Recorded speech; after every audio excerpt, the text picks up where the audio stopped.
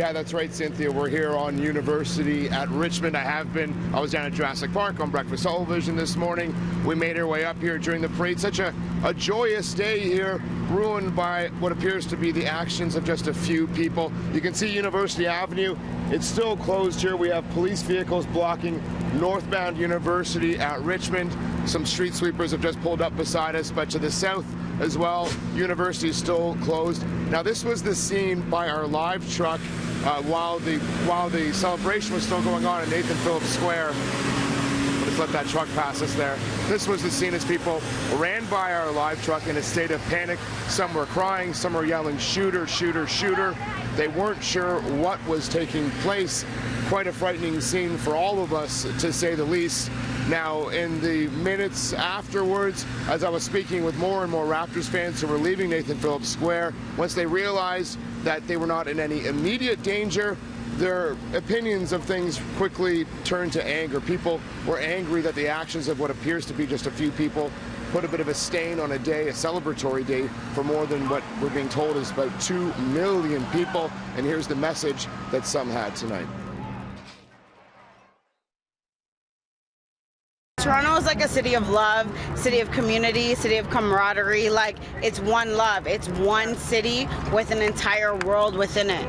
So these things like this, at this type of celebration, like waiting 24 years for the chip to come to this city, it's very sad. It's very sad because everybody there was for love. Everybody's pushing, shoving, but all you hear every 2 seconds is "excuse me, sorry, excuse me, sorry," because like, it's Canada. Like, we're all love, we're polite, we're one city and one love. Like, it was beautiful, but then it was very unfortunate for something like this to happen on this joyous day. While minding our language, if you had a message for people that come down to celebratory events like this with ulterior or with bad intentions, what would your message be? Stay home. Stay home. There's no place for Go this. somewhere else. We don't need none of that. We don't need no violence in the city. It's all love.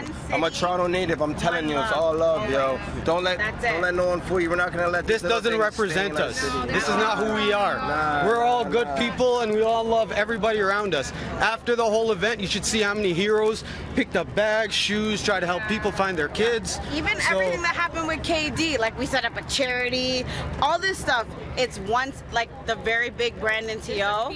It's a Canadian brand, One Love TO, and that's what our city represents.